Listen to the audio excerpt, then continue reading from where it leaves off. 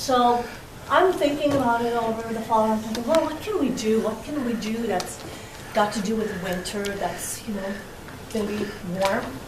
And I'm just thinking away about, all of a sudden, I'm in church, and I know this sounds crazy, but I'm in church, and one of my friends is walking out, and I run over to her and I said, oh my gosh, you're wearing a Laurie Jacobi piece. And she looks at me and she goes, how did you guess? And I said, if you've seen Laurie Jacobi, you know her pieces.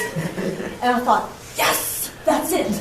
It's wool, it's warm, it's beautiful.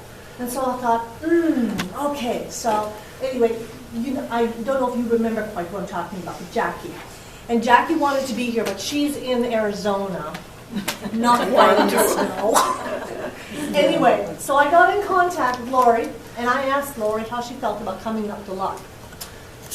Well, she sounded very enthusiastic because she'd never been to Luck. And I said, well, there's a beautiful museum up here, and I'm looking for something to exhibit, something interesting, something that will take your breath away, and something that we can kind of all relate to. And whether it's for women or men, it's plain and simple, it's beautiful, wearable art with a story behind it. Each of the pieces had a story behind it. So she said yes, and I said it's a date. So Laurie, with further ado, I just want to say a few things about you, Mary Jane. Laurie is both a graphic and textile designer, and Mary Jane is a maker. She will explain all this. Their fan base is worldwide, it's global. I think it reaches as far away as Japan.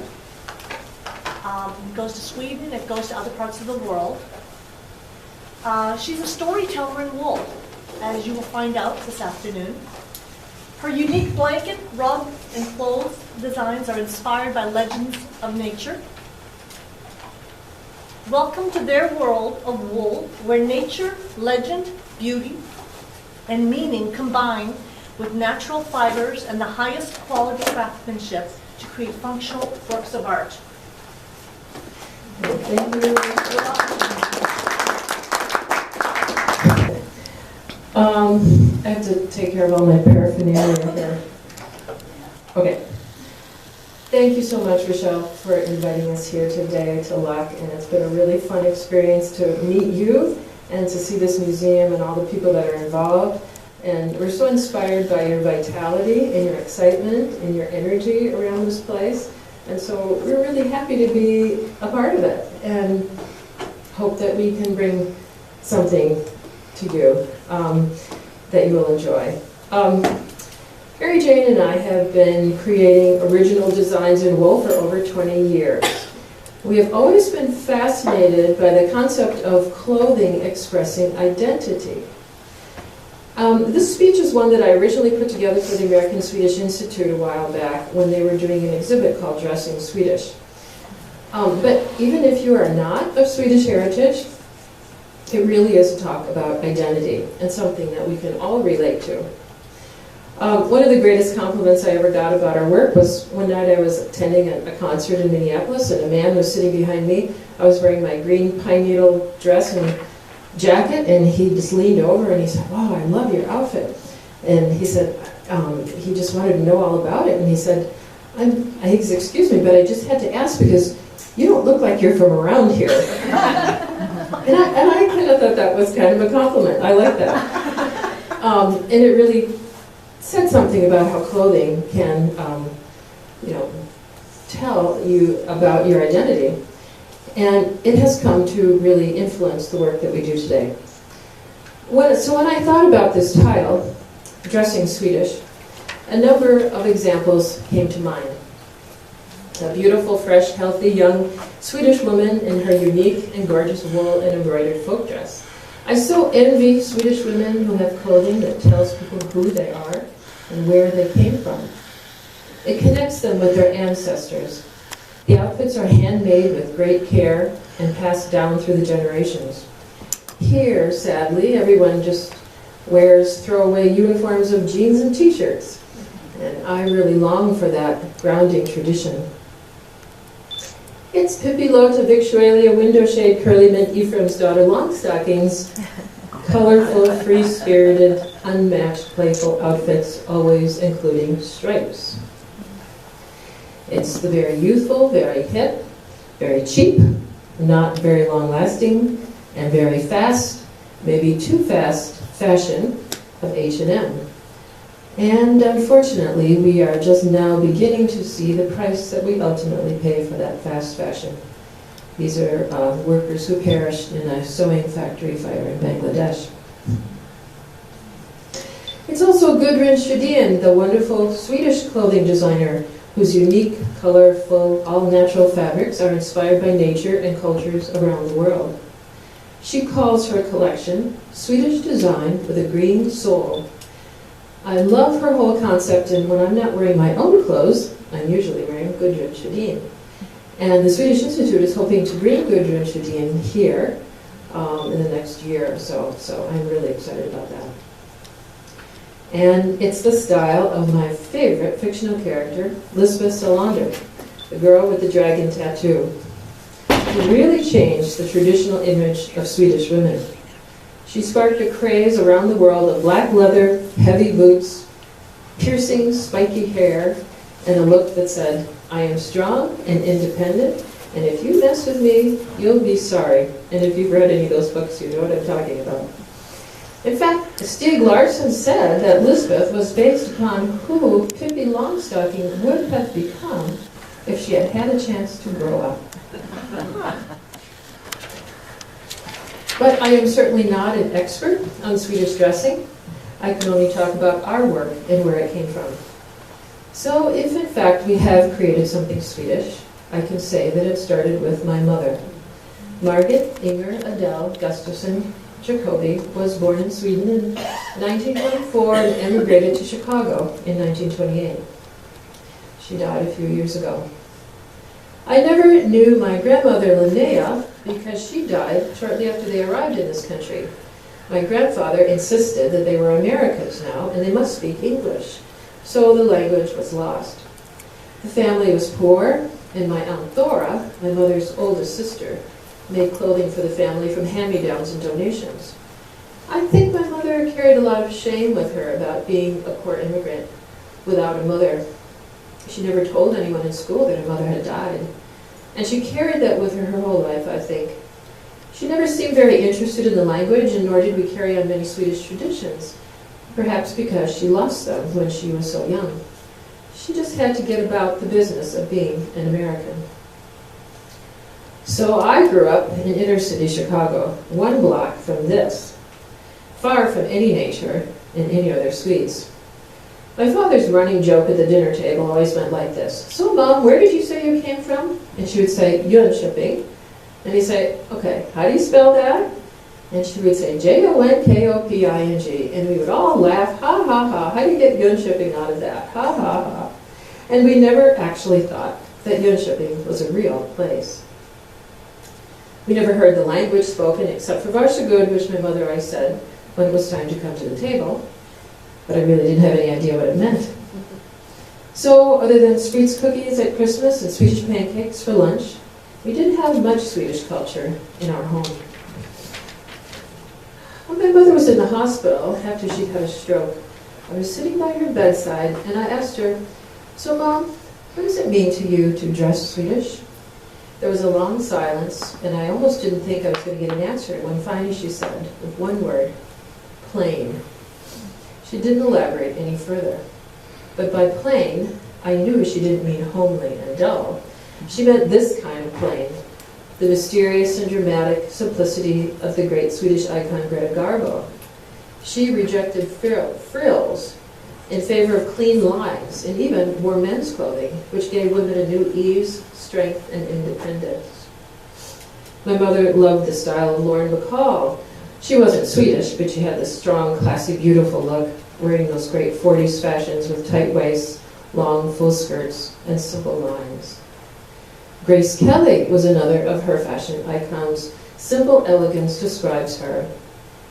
I'll never forget the week I moved to Minnesota in 1982, and my mother was there helping me get settled. while she and I were transfixed as we watched the news that Grace Kelly had just died. And of course, Ingrid Bergman. Definitely Swedish, a natural, strong, no frills kind of beauty and style. I show this picture because it's not particularly glamorous of her, but I could so relate to the image of her multitasking, knitting while she's on the set being made up. So though we didn't have many Swedish traditions in my home, the one tradition my mother did carry on was her handcraft skills. She made all my clothes, and we spent many an hour poring over patterns and looking for fabrics so that she could make the clothes that I knew no one else would ever have. This was a gorgeous emerald green taffeta dress she made for my aunt's wedding. She taught me to sew, and my Aunt Thora taught me how to knit. So through my high school years, as I said, there were very few Swedish influences. My school was mostly black, with some Jewish and Greek sprinkled in. I was definitely in the minority. Here is the Mod Squad of Austin High School, 1960 something. I didn't really think about Swedishness until I was signing up for classes for my first year studying music at North Park College in Chicago. While they offered the usual French, German, Spanish classes, they also offered Swedish. And I remember sitting at the dining room table thinking, wow, I think I'm going to be different and I'm going to take Swedish. And maybe bring back the language that my mother had lost. Around that time, I bought a pair of Bostad clogs in Mount Horeb, Wisconsin, and thought they were just the coolest, most Swedish things that I'd ever seen. I wore them to death, as you can see. I've had them sewn and re-sewn many times. But I think that this was the beginning of some search for a Swedish identity. I had to drop out of college because of a diagnosis of cancer. But I was able to resume later in my 20s, and I went to the University of Illinois to study graphic design. It was here that I was introduced to Japanese flower arranging, which changed my life. Our teacher, Kimiko Gunji, taught us that when you cut a flower to arrange it, you are cutting its life short. And your job is to make that flower as beautiful as you can in the short time that it has left to live. And so it is with our lives. That message really hit home for me because of what I had been through to get there. It also taught me about good design, about the power of simplicity, and our connection to nature. These are concepts that the Japanese share with the Swedes, I think, so perhaps that's why it resonated with me. I was fortunate enough to travel to Japan with Sensei Gunji, and will never forget visiting a folk craft museum where all the objects, all useful items, had been made by common folk. The curator told us these words: usability equals beauty. This concept has guided my work ever since.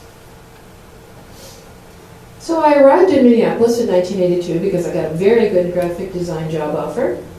I like cold weather, and I'd watched too many Mary Tyler Moore episodes.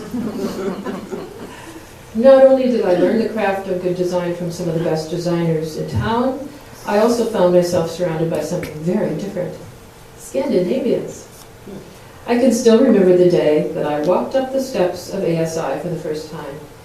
I had continued Swedish language classes at the University of Illinois, and I was very fluent by then, but I felt so intimidated by real Swedes that I walked right back down the steps and never went inside for a long, long time.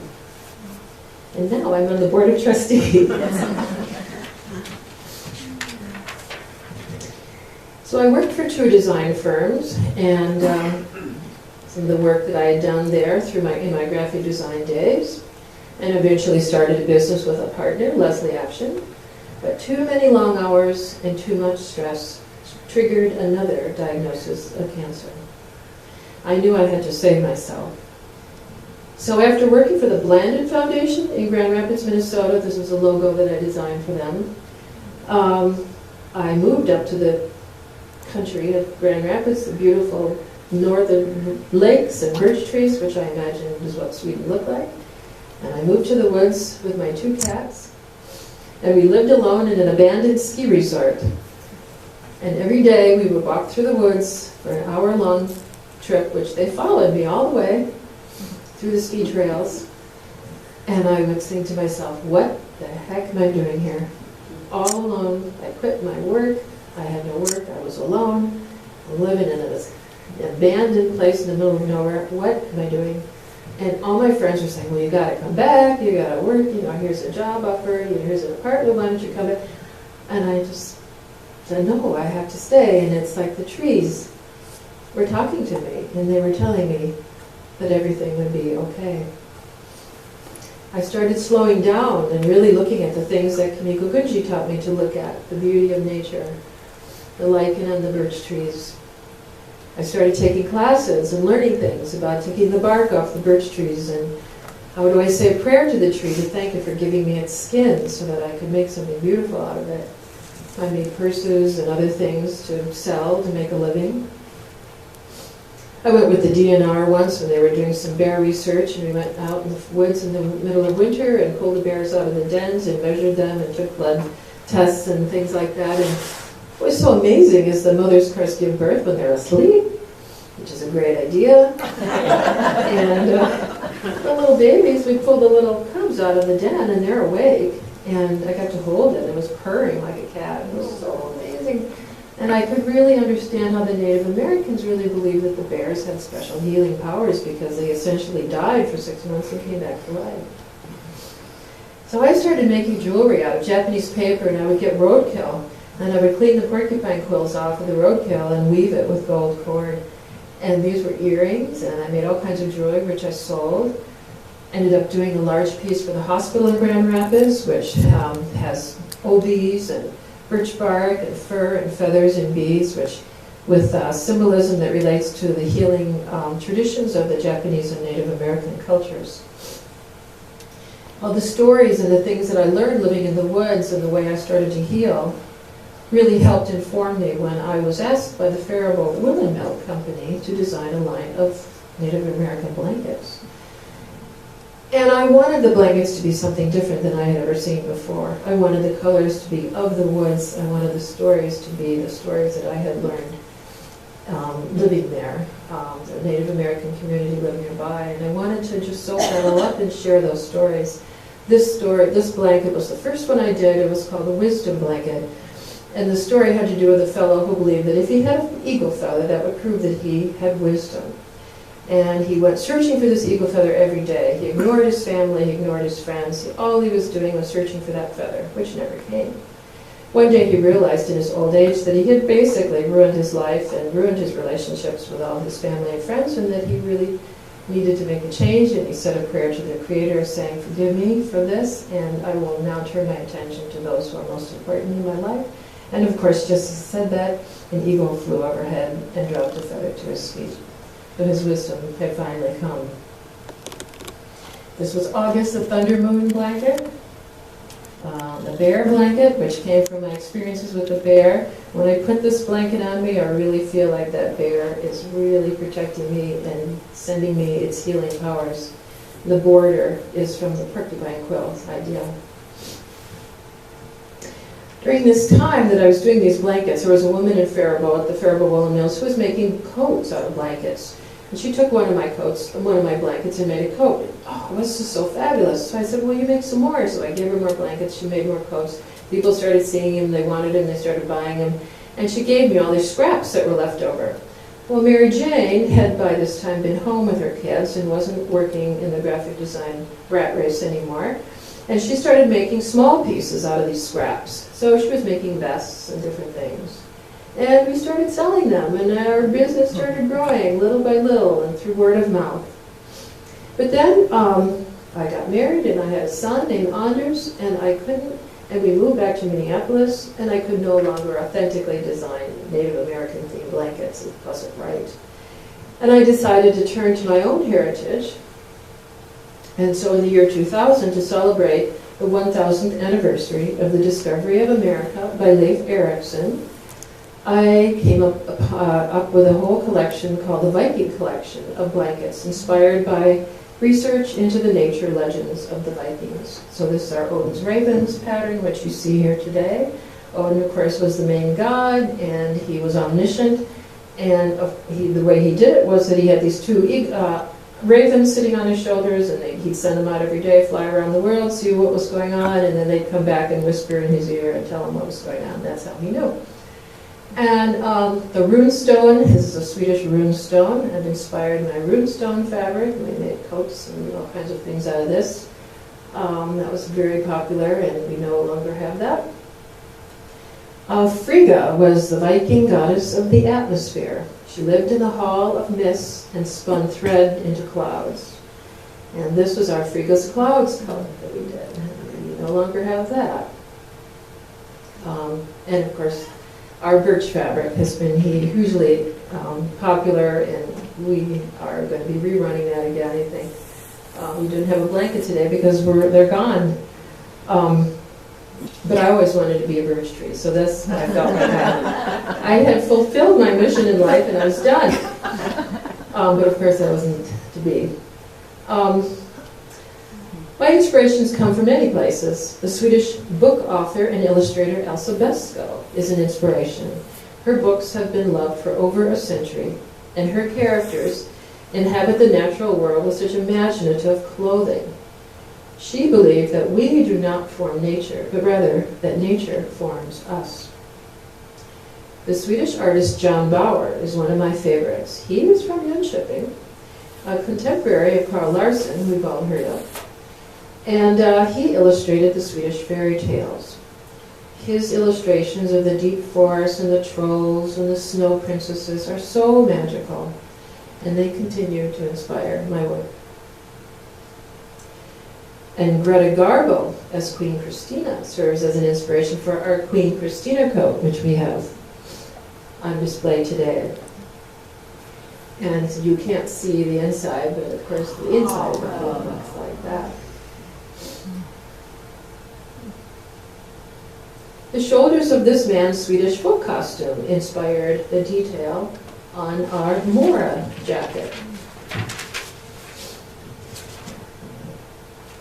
We finally got to those deep forests in Sweden, and we took my mother back after 76 years to celebrate her 80th birthday.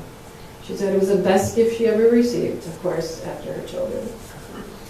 We got to visit the house where she lived and grew up, to see the Kakelum still standing. We went to visit her mother's sister Elsa, who was still alive at 98 and who invited us in for fika. And outside her house stood a sign that said, Jönköping, this way. I could not believe it. It actually existed. That trip confirmed my feeling of Swedishness, and I felt just so at home there, more inspired than ever. We've made a number of trips back to Sweden. A couple of times going to the Jokkmokk market above the Arctic Circle where the Sami live. That was a real thrill. Their market has been going on for 410 years, I think, and they gather every year to have concerts, to sell their fabulous wares, to get married, to have reindeer races on the frozen lake, and all these cool things. They seem to have these connections to the Native American culture. The ribbons on this Sami shirt inspired the coat that you see over there, our birch ribbon coat. The young Sami in front of his pine-covered kota inspired our pine needle coat, which is covered with Sami goddesses coming out of the pine needles. And this painting by Anders Zorn of a Swedish woman in folk dress amongst the pine trees inspired this outfit and photograph. The moss-covered boulders in the dense forest where John Bauer lived and painted in Sweden inspired my felted rock necklaces. They're not heavy. Sometimes ideas can come from the most surprising places. A few years ago, I was invited to serve as a cultural envoy to Kazakhstan. These are Kazakh eagle hunters, and I was fascinated by their similarities between the Sami and the Native American traditions. There, I was asked to share my work with wool artisans in 2 remote cities, and to teach them about design. Well, I taught them how to make felted rocks, as you can see. And in order to teach them about design, I thought, what am I going to do? What am I going to do? I decided, look at that. I decided to teach them Japanese flower arrangement. And it was quite amazing. It was a very moving experience. They're Muslim, and when we learned to connect, they said that, it brought out their feelings, they expressed their feelings and emotions about how hard life was for them, and how grateful they were for us to be there, and how God had sent us there for a reason, because it was the first day of Ramadan, and we were there to show them that Americans could be nice. What was amazing was that the women there showed me how to make felted flowers. And then they took their felted flowers and made their Japanese flower arrangements with their felted flowers. So it was just an amazing, cross-cultural integration, which I never expected. And they inspired me then to make my own bunad, which is over there by the door, of felted wool flowers, which was also inspired by the traditional bridal outfits of the Dala-Floda area of Sweden. Here's my son Anders years ago with Carl Larsson's great-great-grandson at the Larsson home. Both Karin and Carl Larsson have been inspirations for my work, from blankets and rugs and a line of towels that we have here that I have woven by Ekelund in Sweden. This was a blanket that I designed for the King and Queen of Sweden when they came for the royal dedication of the new ASI Center a few years ago. And the Queen shook my hand and thanked me and told me it was beautiful, and I couldn't believe it. I haven't washed it yet. I continue to find meaning in nature and Swedish traditions. On the day my mother died, my favorite tree in my neighborhood came down in a storm. It became the inspiration for my oak wisdom blanket, which is here, which combines ancient Celtic and Swedish beliefs about the spirits of trees and the concept of the vortred, or guardian tree. Here's the blanket. And the spirals in the corners indicate the three spirals within Irish mythology. The three spirals symbolize the three phases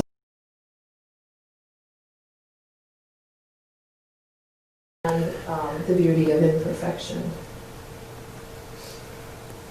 This is a coat that Mary Jane made out of that blanket.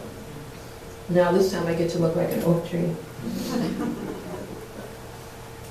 Our newest design we just got is our snow blanket, which is here today.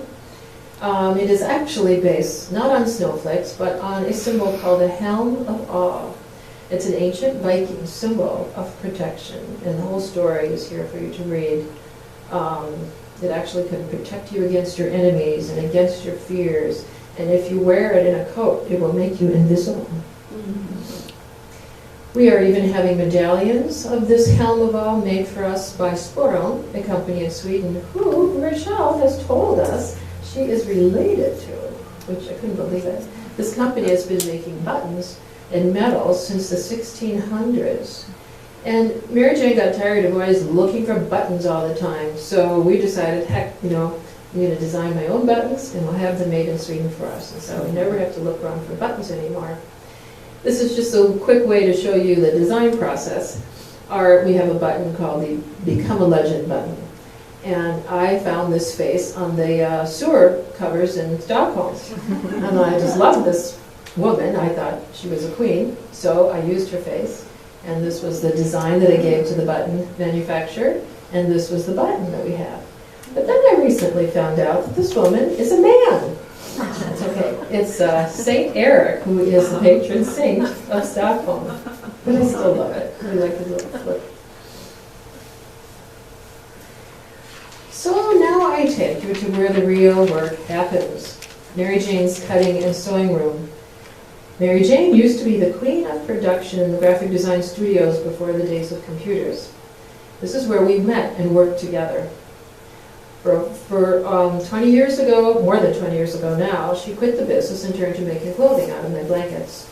She says that she loves working with this wool, loves the stories that inspire the designs, loves the fact that our fabric is renewable and recyclable, and is proud that we are not exploiting any foreign workers.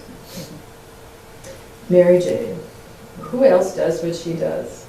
She's my dear friend and my partner in crime. I don't know anyone who has made literally hundreds of garments over the years we've been in business, each one made with great care and exquisite attention to detail and great effort in fit, which is not easy with this thick wool fabric. And a large percentage of what she has made has been custom. She gives our customers genuine, individualized attention and care. I believe that she clothes their souls as well as their bodies. There is a new book out entitled The Coat Route, Craft, Luxury, and Obsession, on the trail of a $50,000 coat, an author named Meg Noonan. She was fascinated with the disappearing world of bespoke or custom-made clothing, the dying craft of sewers, tailors, button, and pattern makers. She went on a journey to see this world for herself, and in it she said something that reminds me of Mary Jane. I quote, "I came away from my travels in awe of what talented, skilled people can do with fiber and cloth and thread, and envious of the satisfaction they must feel spending their days crafting beautiful things from scratch. They are makers, something that fewer and fewer of us can claim to be. And they wish for nothing more than to have the good fortune to be allowed to carry on. I wish that for them too." Mary Jane is continuing the tradition of her Scandinavian Norwegian grandmother and grandmother, who was a great seamstress and who made her wedding dress in this